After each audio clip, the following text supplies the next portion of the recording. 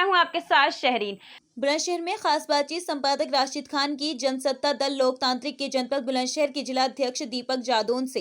दीपक जादौन ने बताया कि मैंने भारतीय जनता पार्टी में काफी समय तक काम किया, लेकिन जब भारतीय जनता पार्टी जातिवाद की गंदी राजनीति करने लगी तो मैंने पार्टी छोड़ दी और मैंने सन 2018 में राजा भैया के साथ पार्टी ज्वाइन की। राजा भैया ना तो भेदभाव की राजनीति करते हैं और ना ही जाति मजहब की, वो समाज से ऊपर उठकर राजनीति करते हैं। और क्या कुछ कहा, देखें हमारी इस खास खबर में।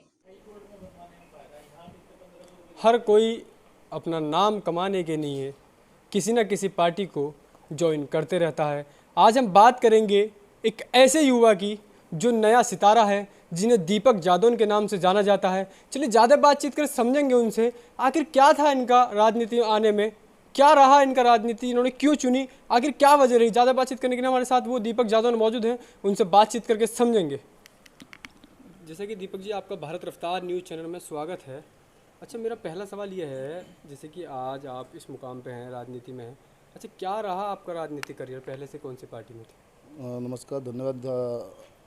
आपने जो पूछा कि मैं राजनीति में क्यों आया, तो मैं आपको बताना चाहता हूं कि मैं पिछले 20 साल से लगातार जो समाज के कार्यों में लगा हुआ हूं। एक संगठन है हमारा, जिसके माध्यम से मैं लगातार समाज के लिए काम करता रहा हूं। समाज की जो हम भलाई कर सकते हैं, तो मुझे लगा कि इसके लिए राजनीति में आना बहुत ज़रूरी है, क्योंकि कहीं भी जब तक आपके पास राजनीतिक शक्ति नहीं है तो दीपक जी, राजनीति की बात करें तो आप किसी पार्टी में थे, ये एक संगठन तो है ही, आप क्या आपसे पहले किसी पार्टी में भी थे? जी, इससे पहले मैं भाजपा में था। मैं भाजपा में मंडल उपाध्यक्ष था बुलंदशहर से, और उसके बाद मैं जो है माननीय राजा भैया जी से जुड़ा। उन्होंने एक अक्टूबर 2018 में, नवंबर 2018 में जनसत्ता दल के नाम से एक पार्टी का गठन किया था, और मैं उनके विचारों से बहुत समय से, बचपन से ही बहुत प्रभावित था।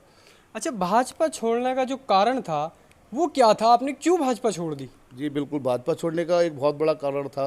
उसका सबसे बड़ा कारण था कि मेरे पास, क्योंकि मैं स्वर्ण समाज से आता हूं, तो मेरे पास बहुत सारे मेरे समाज के लोग आया करते थे जो SC/ST एक्ट से पीड़ित थे, आरक्षण से की मार से वो लोग पीड़ित थे, और इससे ही मुझे समस्या थी, और इसके लिए मैं लगातार पार्टी में रह के भी आवाज़ बुलंद करता रहता, लेकिन पार्टी में उसकी कोई सुनवाई नहीं थी।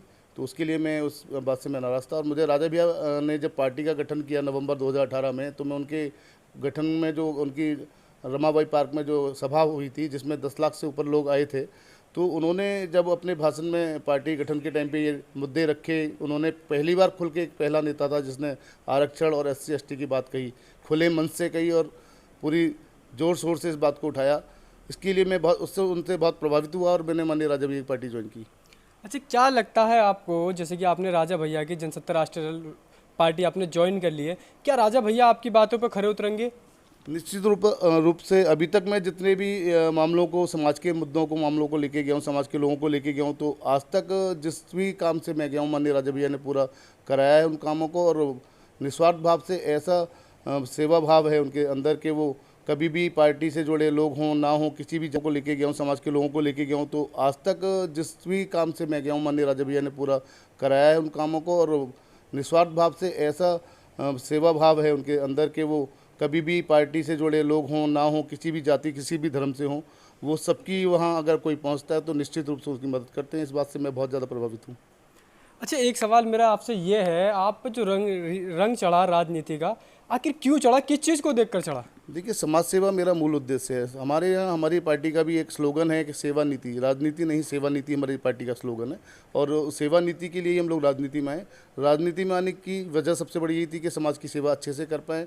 राजनीतिक शक्ति अगर आपके अंदर होगी तो आप समाज की ज़्यादा बेहतर सेवा कर पाएंगे।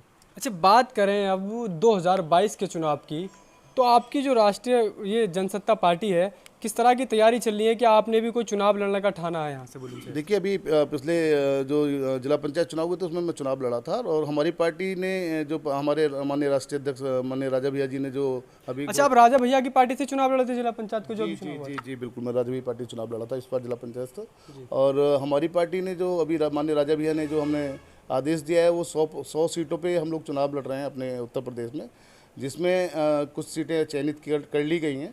100 सीटों पर तो 100% हम लोग चुनाव लड़ ही रहे हैं। इसके अलावा अगर और भी हमें अच्छी जगह लोग मजबूती दिखती है तो हम वहाँ भी चुनाव लड़ेंगे। जैसे कि आप राजा भैया की पार्टी के एक जिला अध्यक्ष हैं, क्या आपने भी ठाना है कि इस बार आप विधानसभा का चुनाव लड़ेंगे बुलंदशहर से? देखिए, मेरे ठानने से कुछ नहीं होता। माननीय हमारे राष्ट्रीय अध्यक्ष जी का अगर आदेश होगा तो निश्चित रूप से हम भी चुनाव लड़ेंगे और पार्टी के आदेश के अनुसार ही हम काम करेंगे। अच्छा, बात करें जैसे कि जिला बुलंदशहर में राजा भैया का कल दौरा है, अच्छा उसके बारे में बताइए, किस तरह की तैयारियां चल रही हैं आपकी? देखिए, करीब करीब 2000 से ऊपर की गाड़ियों का एक काफिला माननीय राजा भैया के साथ चलेगा, जो कि आगरा से कल वो आज आगरा है, कल आगरा से वो चलेंगे और मथुरा, हाथरस, अलीगढ़ के बाद चौथा जिला हमारा बुलंदशहर आ रहा है। यहाँ बहुत ज़ोर शोर से हज़ारों की संख्या में उनका स्वागत करने के लिए लोग आ तो रहे हैं और सब लोग उसी की तैयारी। आपने देखा है कि हम अब बहुत बड़ा मंच लगा रहे हैं और जगह जगह अलीगढ़ से लेकर और पूरा नोएडा जाएंगे तो नोएडा तक जो है कम से कम 100 जगह उनका जो है स्वागत का समारोह है। और हमारे बुलंदशहर में एक बहुत बड़ा मंच हम लोग लगाकर माननीय राजा भैया की बातों को सुनेंगे, उनकी बातों को समझेंगे। अच्छा, एक सवाल मेरा लास्ट का ही है, भारत रफ्तार न्यूज़ चैनल के माध्यम से क्या कुछ कहना चाहेंगे आप लोगों से? मैं एक अपील करना चाहूँगा कि हमारे बहुत बड़े एक शख्सियत हैं देश की, जो अपने हर समाज की बात को उठाते हैं और बहुत ज़्यादा सेवा भाव रखते हैं। उनकी पार्टी से सब लोग जुड़ें और माननीय राजा भैया कल आ रहे हैं बुलंदशहर, उनकी बहुत बड़ी रैली, बहुत बड़ी सभा होने वाली है। सभी से मैं निवेदन करना चाहूँगा कि ज़्यादा से ज़्यादा संख्या में। साथ डी.के. ठाकुर भी मौजूद हैं, जो एक गायकर हैं, उनसे भी बातचीत करके समझेंगे जैसे कि आज दीपक जादौन ने राजा भैया की पार्टी ज्वाइन की है, इन्हें कितनी खुशी महसूस हो रही है।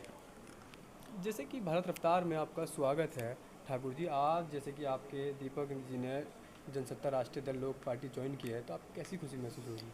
देखिए, सबसे पहले तो मैं आपका बहुत बहुत धन्यवाद करता हूं कि आप लोग हमें सहयोग दे रहे हो इस चीज़ में। और रही बात खुशी की कि हमारे बड़े भैया हैं और हमारे बड़े भैया लोगों की सेवा में लगे हुए हैं और इन्हीं के सहारे हमें भी एक रास्ता मिल रहा है लोगों की सेवा करने का, तो हमें तो बहुत ज़्यादा खुशी है। अच्छा, बताया ये जाता है आप भी लोगों की सेवा में लगे रहते हैं, उसके बारे में बताएं। भारत रफ्तार न्यूज़ चैनल के माध्यम से क्या कुछ कहना चाहेंगे आप? मैं तो यही कहना चाहूँगा कि इंसानियत सबसे बड़ी चीज़ है और लोगों के काम आना चाहिए। और चाहे वो किसी भी तरीके की, अगर आप लोग किसी की मदद कर सकते हो तो करो। जैसे कि हम लोग, हमारे पास कोई भी आता है, हम सबसे ज़्यादा मैं आपको बता दूं कि करणी सेना से जुड़े हुए लोग हैं, क्योंकि ये संगठन भी दीपक भैया का ही है और इसी से हम जुड़े हुए हैं। इसके जरिए जिसकी जैसी भी हम लोगों से मदद होती है हम वो काम करते हैं।